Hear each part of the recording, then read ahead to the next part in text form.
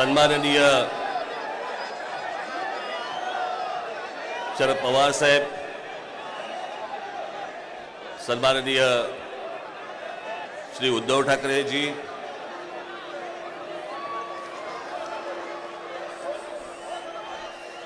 श्री जयंतराव पाटील,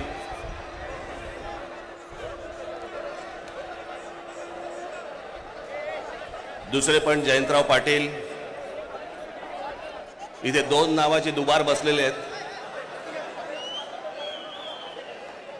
इतर सर्व सन्माननीय आणि माझ्या सर्व जमलेल्या मतदार बांधवांनो, भगिनींनो आणि मातांनो,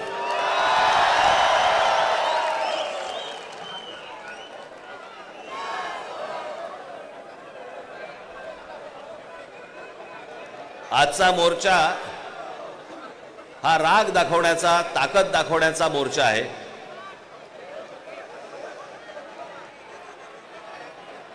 मतदारांना ए बाबा तो ड्रोन आहे ना, ड्रोन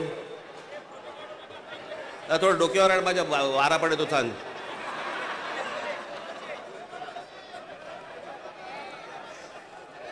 हा राग व्यक्त करण्याचा, ताकद दाखवण्याचा, दिल्लीपर्यंत समजण्याचा, समजावून सांगण्याचा हा मोर्चा आहे।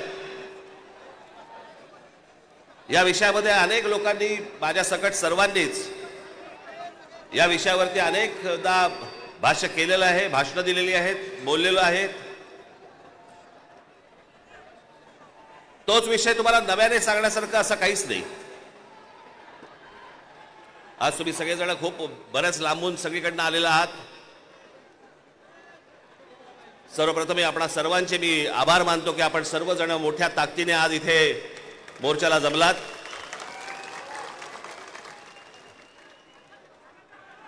खरं तर छोटे विषय आहेत, काही फार मोठा विषय नाही हा।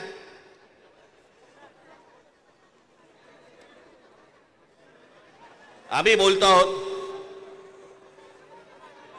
उद्धव ठाकरे बोलतायत,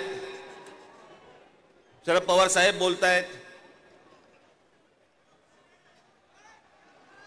की याच्यामध्ये दुबार मतदार आहेत। शेतकरी कामगार पक्ष बोलतोय, कम्युनिस्ट पार्टीचे लोक बोलतायत, काँग्रेसचे लोक बोलतायत, सगळेच जण बोलतायत। एवढंच नव्हे, भारतीय जनता पक्षाचे पण लोक बोलतायत की दुबार मतदार आहेत, शिंदेचे लोक बोलतायत दुबार मतदार आहेत, अजित पवारांचे लोक म्हणतायत दुबार मतदार आहेत। अरे मग अडवलंय कोणी? मग हा निवडणूक घेण्याची घाई का करतात?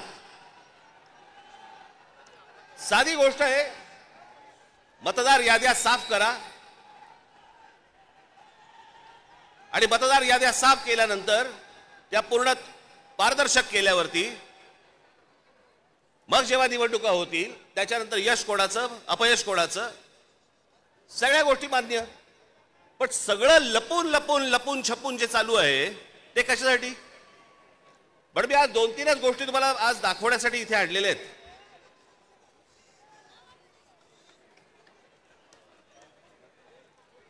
खरं तर हे 4,500 मतदार आहेत, 4,500, 4,500 मतदार हे कल्याण ग्रामीण, डोंबिवली, मुरबाड आणि भिवंडी मधले मतदार आहेत। या इकडच्या मतदारांनी इथल्या मुंबईच्या मलबार हिल मतदारसंघामध्ये देखील मतदान केलेलं आहे। 4,500 मतदार हे या ठिकाणी राहणारे, यांनी मलबार हिल मतदारसंघामध्ये मतदान केलेलं आहे। त्यातल्या अगदी नावाला म्हणून मी तुमच्यासाठी हे एवढे मतदार आहेत, हे एवढ्या लोकांनी हे तिथे राहत आहेत, तिथेही मतदान केलं आणि मलबार हिल मध्ये देखील मतदान केलं। ह्याच्यातली म्हणून मी आता जस्ट फक्त 3 नावं आणली आहेत, प्रभाकर तुकाराम पाटील, राम महादू भोईर आणि गजानन पुंडलिक भोईर। ही त्यांची मतदार यादी आहे। या मतदार यादीमध्ये त्यांनी त्या मतदारसंघांमध्ये देखील मतदान केलेलं आहे आणि मलबार हिल मतदारसंघामध्ये देखील मतदान केलेलं आहे। असे लाखो लोक आहेत महाराष्ट्रभर की जे या मतदानासाठी म्हणून वापरले गेले.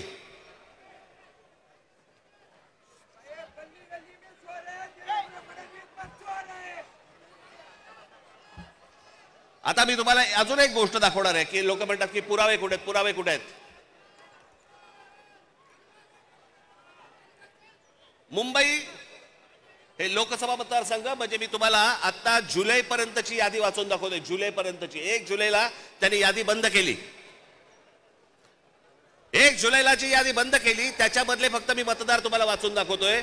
याच्यामध्ये मुंबई नॉर्थ इकडे एका लोकसभा मतदारसंघामध्ये 17,29,456 मतदार आहेत. याच्यापैकी 62,370 हे दुबार आहेत.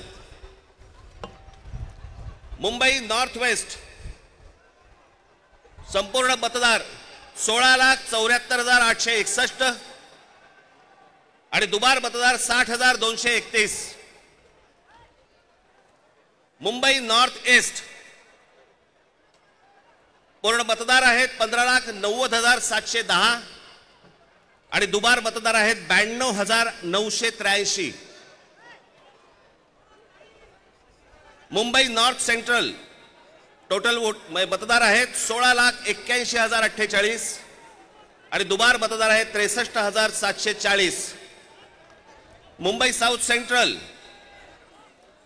संपूर्ण मतदार आहेत 14,37,776 आणि दुबार मतदार आहेत 50,565. मुंबई साऊथ मतदार आहेत हे आत्ताची यादी सांगतोय तुम्हाला जुलै पर्यंतची. 1 जुलै पर्यंतची 15,15,993 आणि दुबार मतदार आहेत 55,205. नाशिक लोकसभा मतदार आहेत 19,34,349 आणि दुबार मतदार आहेत 99,673. मावळ लोकसभा संपूर्ण मतदार आहेत 19,85,172 आणि दुबार मतदार आहेत 1,45,636 एवढे दुबार मतदार आहेत.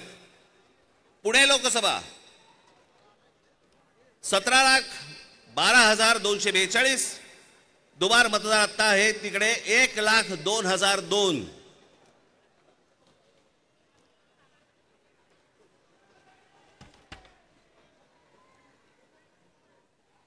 हे ठाणे लोकसभा. ठाणे लोकसभा इथे दुबार मतदार आहेत 2,09,981. लोक म्हणतील की बाबा हे आकडे तो बोलून दाखवलेत, पुरावा कुठे आहे? मी आज तुमच्यासाठी पुरावा देखील आणलाय ह्या सगळ्या दुबार मतदारांचा. काढते कापड. हे सगळे दुबार मतदार आहेत. हे एवढे सगळे दुबार मतदार आहेत. हे मी तुम्हाला आता जेवढे फक्त मतदारसंघ सांगितले तेवढ्यातले फक्त दुबार मतदार आहेत.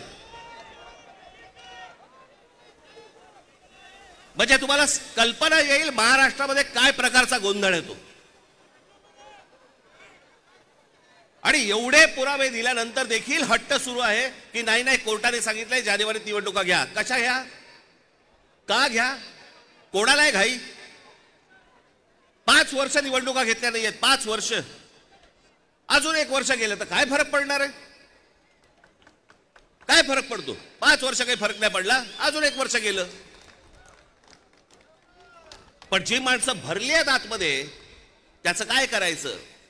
मग त्याच्यातल्या त्याच्यात निवडणुका आटपून घ्यायच्या आणि पुन्हा यश पदरी पाडायचं. याला काय निवडणुका म्हणतात? या निवडणुका अशा याच्यात तर लोकशाही तरी टिकेल. एका आमदाराचा भाऊ सांगतो की मी 20,000 मतं बाहेरून आतमध्ये आणली. आमदाराचा म्हणजे ह्याची हिंमत बघा, सत्तेचा माज बघा की एक आमदाराचा भाऊ सांगतो की आमदार असतो पैठणचा, त्यांचा बुमरेचा भाऊ ना. हो पण त्याचा बुमरेचा भाऊ ना तो मुलगा हल्ली कळतच नाही माहिती. या मतदार याद्या तपासताना ह्याच्यातला कोण त्या दिवशी सांगितलं नाही का मी? मुलीचं वय 114, वडिलांचं वय 43. त्या दिवशी काय मला बोलायचं ते मी बोललो. काहीही चालू आहे. त्या नवी मुंबईचे आयुक्तांच्या बंगल्यावरती मतदार नोंदवले गेलेत. कोणीतरी सुलभ शौचालयामध्ये नोंदवला गेला. कुठेही बसलेला दिसला की काही नोंदवायचा का? ही अत्यंत लाजिरवाणी गोष्ट मला असं वाटतं देशभर सुरू आहे, प्रत्येक ठिकाणी सुरू आहे, प्रत्येक मतदारापर्यंत समजले. परवा दिवशी तर मी त्या वोटिंग मशीन बद्दल बोललो. मी त्याचं डेमॉन्स्ट्रेशन दिलं. मी हे गेले 2017 पासून ओरडून सांगतोय की ह्याच्यामध्ये गडबड आहे, ह्याच्यामध्ये गोंधळ आहे. अशा प्रकारच्या साधी गोष्ट आहे. 232 आमदार निवडून आल्यानंतर जर महाराष्ट्रामध्ये मातम असेल, महाराष्ट्रामध्ये जर समजा सन्नाटा असेल, महाराष्ट्रामध्ये काहीच नसेल, सगळे जर मतदार हे गोंधळलेल्या अवस्थेमध्ये असतील आणि सगळ्यांना जर आश्चर्य पडलं असेल, निवडून आलेल्यांना चिमटे काढून बघत होते निवडून आलेले लोक की मी कसं आलो निवडून. पण निवडून आलेल्याची सोय अगोदरच झाली होती, त्याच्यामुळे त्याला माहिती नव्हतं की मी निवडून येणार. हे सगळे कारस्थानं, या सगळ्या गोष्टी ह्या सगळ्या निवडणूक आयोगाच्या मार्फत सगळ्या सुरू आहेत. कशा निवडणुका लढवायच्या मला जरा सांगा. भाई, जो मतदार उन्हातानामध्ये रांगेमध्ये उभा राहतो त्याच्या मतांचा अपमान नाही का? म्हणजे मतदारांनी मतदान नोंदवायचं, कुठेही करायचं, पण मॅच अगोदरच फिक्स आहे, त्याच्या मताला काय किंमत आहे? आणि म्हणून मला आपल्याला सांगायचं आहे की आता जी काही कायदेशीर कारवाई प्रोसेसची सुरू आहे, मला असं वाटतं उद्धव ठाकरे आपल्याशी या संदर्भामध्ये बोलतीलच, सांगतीलच आपल्याला. ते सगळ्या गोष्टी सुरू असतील. पण एक गोष्ट आपल्याला सांगतो, जेव्हा कधी निवडणुका होतील, जाता आता फक्त आपल्याला एकच सांगेन, जेव्हा कधी निवडणुका होतील, एक तर पहिल्यांदा तुम्ही घराघरामध्ये जा, सर्वजण याद्यांवरती सगळ्यात जोरात काम करा. चेहरे कळले पाहिजेत, एकेका यादीवरचे सगळ्यांना चेहरे कळले पाहिजेत. ती माणसं तिकडे मतदार नोंदणीची म्हणजे आपलं मतदाराच्या ठिकाणी बसले पाहिजेत. आणि त्यानंतर जर समजा तिकडे हे दुबार तिबार वाले जर आले, तिथेच फोडून काढायचे.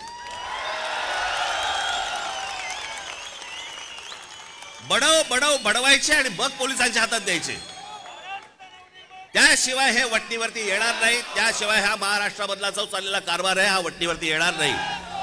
आज आपण सगळेजण इतक्या मोठ्या संख्येने इकडे सगळेजण आलात, मी आपल्या सर्वांचे मी आभार मानतो आणि आपली सर्वांची रजा घेतो. धन्यवाद. जय हिंद, जय महाराष्ट्र.